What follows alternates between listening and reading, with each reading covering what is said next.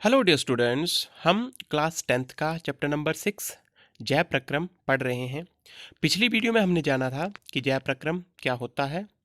उसके बाद हमने डिस्कस करा था कि स्वयंपोषी और विषमपोषी क्या होते हैं, और प्रकाश संश्लेषण प्रक्रिया को हमने कंप्लीट डिटेल से डिस्कस करा था। ठीक है। और फिर उसमें हमने ये भी जाना था कि हमें प्रकाश संश्लेषण के लिए किस कच्ची सामग्री की आवश्यकता होती है। तो आज का जो हमारा टॉपिक रहेगा, वो जो मेन टॉपिक रहेगा वो रहेगा मानव पाचन तंत्र, ह्यूमन डाइजेस्टिव सिस्टम। बहुत महत्वपूर्ण ये चैप्टर है हमारा, और ये जो हमारा टॉपिक है हर बार यहाँ से 4 नंबर का क्वेश्चन बनता है। ठीक है। तो इसकी जानकारी होना भी हमें बहुत ज़रूरी है कि किस तरह से हम जो भोजन खाते हैं उसको किस तरह से जो है वो पचाया जाता है या उसका किस तरह से यूटिलाइज किया जाता है। ठीक है। तो आइए शुरू करते हैं मनुष्य में पोषण। ठीक है। देखो, इसको मनुष्य में पोषण को हम 5 भागों में स्प्लिट करके पढ़ते हैं। पहला है अंतग्रहण, दूसरा पाचन, तीसरा अवशोषण, चौथा स्वांगीकरण और पांचवा बहिक्षेपण। इसके बारे में हम बिल्कुल एक एक करके जो अब डिस्कस करेंगे कि ये होता क्या है। ठीक है। अब अंतग्रहण क्या है? भोजन को ग्रहण करना। उसके बाद उसका पाचन होगा, उसको अवशोषित करेंगे। ऐसे ऐसे हम इन पूरे जो हमारे ये जो स्टेप्स हैं उनको हम कंप्लीट डिस्कस करेंगे एक एक करके। ठीक है। तो मानव पाचन तंत्र क्या है? ऐसा तंत्र जिसके द्वारा भोजन को अंतग्रहण व उसका पाचन होता है, पचे हुए भोजन का अवशोषण होता है, और जो व्यर्थ बचता है उसको जो है वो बाहर निकाला जाता है। इस पूरे तंत्र को हम क्या बोलते हैं? मानव पाचन तंत्र। ठीक है। तो मानव पाचन तंत्र जो हमारी आहार नली है, ठीक है, जो आहार नली है, पूरा जो हमारा भोजन है वो उस आहार नली से गुजरेगा, जो कहाँ से शुरू होती है? मुंह से शुरू होती है और ख़त्म कहाँ पे होती है? गुदा तक। ठीक है। इसकी हम कंप्लीट डिस्कस इस वीडियो में करेंगे। तो आइए शुरू करें। सबसे पहले मुंह। आपने इसको आप बिल्कुल ध्यान आपका कहाँ होना चाहिए कि जिस टाइम हम खाना खाते हैं तो होता क्या है। तो सबसे पहले हम खाना खाते टाइम किसका यूज़ करते हैं? मुंह का। मुंह से क्या करते हैं हम? भोजन का अंतग्रहण। भोजन को मुख के अंदर लेना, उसको हम क्या कहते हैं? भोजन का अंतग्रहण। ठीक है। अब भोजन हमारे मुंह में पहुंच चुका है, तो हमारे मुंह में क्या है अब? दांत। दांत क्या करते हैं? भोजन को चबाते हैं। अब दांत ने जो हमारे, आपको पता है हमारे जो मुख में 4 प्रकार के दांत होते हैं: incisor, canine, molar and pre molar. वो क्या करते हैं? भोजन को अच्छे से जो है वो चबा के उसको छोटे छोटे टुकड़ों में डिवाइड कर देते हैं। इसके बाद हमारे मुंह में और क्या है? जीवा, टंग। ये क्या करती है? भोजन को लार से पूरी तरह से क्या कर देती है? मिक्स कर देती है। ठीक है जी। अब भोजन जो है वो लार से मिक्स हो गया, लेकिन ये लार आई कहाँ से? तो हमारे मुंह में एक ग्रंथि होती है जिसको लाला ग्रंथि या लार ग्रंथि कहा जाता है। ये क्या स्त्रावित करती है? इसके जो रस है उसको क्या कहते हैं? लार या सलाइबा कहते हैं। और इसमें जो हमारी लाला ग्रंथि है वो एक जो है वो हमारा एंजाइम जो है वो सिक्रीट करती है, जिसको क्या कहते हैं? सल्फरी अमाइलेज। ठीक है। जो मंड को किस में कन्वर्ट कर देती है? शर्करा में जो है वो कन्वर्ट कर देती है। ठीक है जी।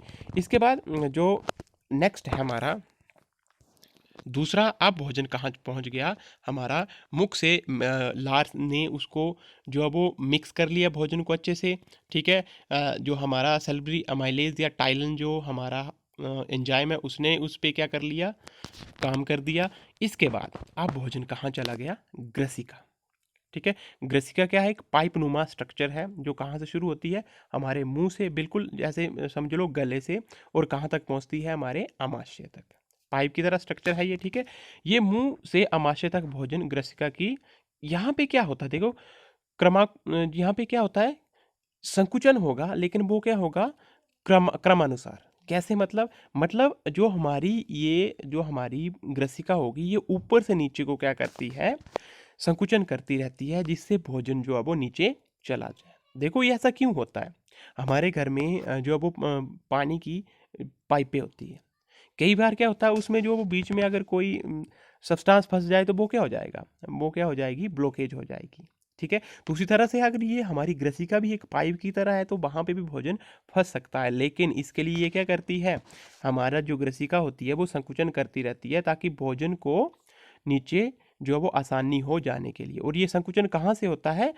ऊपर से नीचे की ओर। ठीक है। और कई बार क्या होता है, देखो कई बार हमें उल्टी लगती है, तो उसमें क्या होता है, ये जो संकुचन होता है वो उल्टी जो है वो दिशा में होता है। ऐसा इसलिए होता है क्योंकि जब हम कोई चीज़ बड़ी तली हुई चीज़ खा लें, जो ऐसी चीज़ खा लें जो हमारी बॉडी को सूटेबल ना हो, तो हमारा आमाशय जो है वो उसको पहले ही जो है वो उसको बाहर कर देता है, जिससे कि हमारी जो ग्रसिका होती है वो नीचे से जो है वो ऊपर की ओर जो है वो संकुचन करती है, जिससे जो है वो भोजन जो होता है वो बाहर आ जाता है। ठीक है। तो उसके बाद क्या होता है, जो ग्रसिका की मांसपेशियों का जो संकुचन है और शिथिलन है, वो क्या होता है, बिल्कुल एक क्रमाकु चंक जिसको हम बोलते हैं, उस प्रकार से होता है। मतलब वो बिल्कुल एक दिशा में, पर्टिकुलर दिशा में ऐसा होता है। ठीक है। तो भोजन जो है वो ग्रसिका का कार्य क्या है, ग्रसिका का सिर्फ ये कार्य है कि मुख से आमाशय तक भोजन को पहुंचाना। ठीक है। अब इसका स्ट्रक्चर देख लेते हैं। मानव पाचन तंत्र का देखो, माउथ से शुरू हुआ, जीवा ने अपना काम किया, मुख गुहा, उसके बाद ये ग्रसिका है जो हम पॉइंट पढ़ रहे थे, उसको इसको क्या बोला हमने, ग्रसिका। इसका कार्य क्या है, मुंह से आमाशय के बीच में एक कनेक्टिव लिंक है। इसके बाद आमाशय के बारे में हम डिस्कस करेंगे कि आमाशय में क्या होता है। यकृत से जो इसका फंक्शन है उसको भी हम पढ़ेंगे, जो हम ठीक है, जो हमारे शरीर की सबसे बड़ी ग्रंथि है।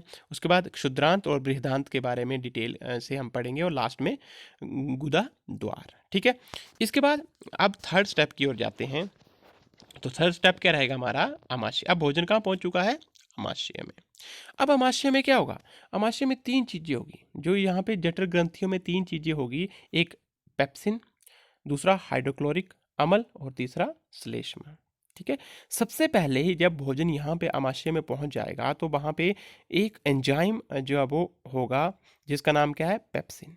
वो क्या करेगा, प्रोटीन के पाचन में सहायता करेगा। बहुत इंपॉर्टेंट है। तो कई बार क्वेश्चन यही आता है कि आमाशय में कौन सा जो है वो एंजाइम होता है जो प्रोटीन पर कार्य करता है, तो वो कौन सा है, पेप्सिन। दूसरा, अब आप यहाँ पे सोच रहे होंगे कि हाइड्रोक्लोरिक अम्ल क्या कर रहा है। तो ये पहला तो यही क्वेश्चन आ जाता है कि कौन सा एसिड या कौन सा अम्ल हमारे आमाशय में पाया जाता है, तो वो कौन सा है, हाइड्रोक्लोरिक अम्ल। ठीक है। तो देखो ये तो बहुत जो वो कंसनट्रेटेड जब होता है तो इसका पीएच मान बहुत कम है। तो इसका कार्य क्या होता है, ये बहुत ज़रूरी है। सबसे पहले ये आमाशय में अम्लीय माध्यम तैयार करता है। इसका मुख्य कार्य यही है कि ये आमाशय में अम्लीय माध्यम तैयार करता है, जो कि पेप्सिन की क्रिया के लिए क्या होता है, बहुत ज़्यादा सहायक होता है। ठीक है। ये बहुत महत्वपूर्ण है। दूसरा, इसका अगर इम्पोर्टेंस मैं आपको बताऊं, तो ये भोजन को सड़ने से भी बचाता है, और भोजन के साथ आए कुछ जो अवांछित होते हैं जैसे बैक्टीरिया, वायरस है, उसको भी किल करने में सहायता करता है। ठीक है जी। उसके बाद देखो ये क्वेश्चन पेपर में आता है कि हमारे आमाशय में अम्ल की क्या भूमिका है। तो मैंने तीन इसके रीजन बता दिए कि ये क्यों जरूरी है। उसके बाद श्लेष्मा, ये आमाशय के आंतरिक स्तर की अम्ल से रक्षा करता है। देखो अब अम्ल है तो वो क्या कर सकता है, अब जहाँ पे अम्ल हमारे आमाशय में है, तो वो आमाशय की जो दीवारें होगी उसको जो वो हानिकारक है उसको वो खराब कर सकता है, जला सकता है। लेकिन इसके लिए उसके पास क्या है, श्लेष्मा। ये क्या करता है, आमाशय की जो भीतरी जितनी भी वॉल है उसको क्या करता है, उसको घेरे रखता है और उसको प्रोटेक्ट करता है, किससे, हाइड्रोक्लोरिक अम्ल से। ठीक है जी। अब यहाँ से क्या हो जाएगा हमारा क्षुद्रांत्र। भोजन कहाँ चला गया, क्षुद्रांत्र मतलब जो हमारी छोटी आंत है, जो सबसे लंबा भाग होता है हमारी आहार नली का। ठीक है। इसकी जो लंबाई रहती है वो लगभग 7 मीटर के आसपास रहती है। ठीक है। अब ये क्या करती है, देखो आंत में मैक्सिमम जो है वो भोजन का पाचन होता है। मतलब क्षुद्रांत में मैक्सिमम जो हमारा भोजन है उसका पाचन होता है।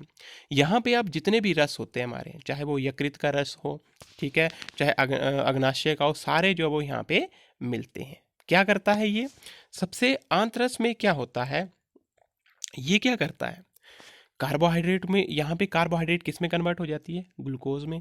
बसा किस में कन्वर्ट हो जाती है, बसा अम्ल और ग्लिसरॉल में। और प्रोटीन किस में कन्वर्ट हो जाती है, अमीनो अम्ल में। ठीक है।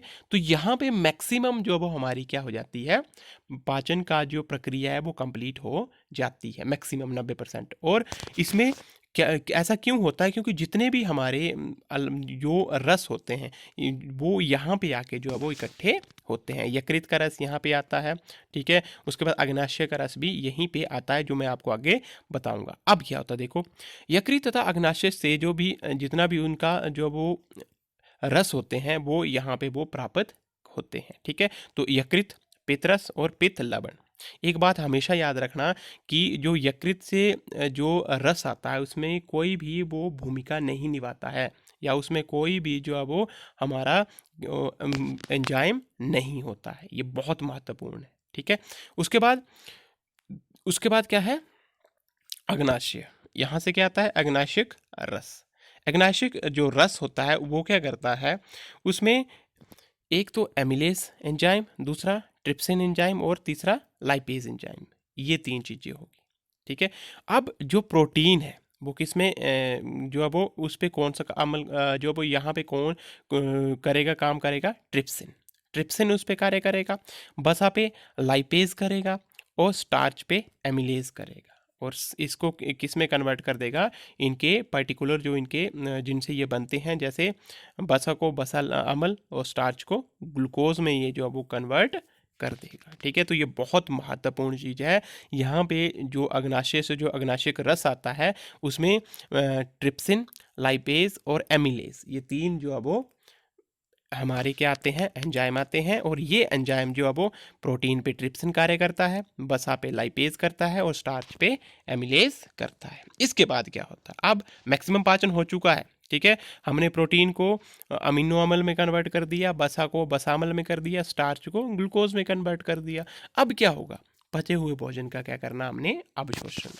इसके लिए यहाँ पे क्या होते हैं, दीर्घरोम, ठीक है। ये उंगलियों के जो वो समान प्रदर्भ होते हैं, उभरी हुई चीज़ें होती है, ठीक है, जो क्या करते हैं, इनके पास जो वो अवशोषण की सतही क्षेत्रफल बढ़ा देते हैं। मतलब जितना भी अवशोषण होता है, ये जो वो जो भोजन पच गया होता है उसको क्या कर लेते हैं, अब्जॉर्ब कर लेते हैं, और यहाँ से इसको जो है वो डायरेक्ट ब्लड में जो है वो इसको भेज दिया जाता है, जिससे कि जो भी हमें वहाँ से पाचित भोजन होता है उसको पूरे शरीर में जो है वो पहुँचाया जाता है, ठीक है। उसके बाद हमारा 5वां जो स्टेप है वो कौन सा है, बृहदांत्र। अब बृहदांत्र क्या होगा, ये सबसे हमारा चौड़ा भाग रहेगा। उसमें ये क्या करता है, देखो बृहदांत्र में क्या किया जाता है, जब जो हमारा एक्स्ट्रा मटेरियल बच जाता है, जो हमारा क्षुद्रांत से बाहर निकलता है, जब वो बृहदांत्र में पहुंचता है तो वहाँ पे सिर्फ जल का अवशोषण होता है। ये बहुत महत्वपूर्ण चीज़ है जो हमेशा पेपर में आती है कि जल का अवशोषण हमारी आहार नली में किस भाग में होता है, तो वो कहाँ पे होता है, बृहदांत्र में, ठीक है। यहाँ पे जल का अवशोषण किया जाएगा और कोई भी पाचन की प्रक्रिया यहाँ पे नहीं होती है, और जो भी हमारा जो वेस्टिजुअल पदार्थ बचेगा या जो भी हमारा व्यर्थ बचेगा, जो उसको जो है वो गुदा से हमारे शरीर से बाहर जो है वो निकाल दिया जाएगा। ये है हमारा पाचन तंत्र जो मुख से शुरू होता है और गुदा तक जाता है, ठीक है। ये अगर इसमें आपको कोई भी कंफ्यूजन अभी भी बचा होगा तो आपने मेरे को बताना है, उसको हम फिर से क्लियर करेंगे।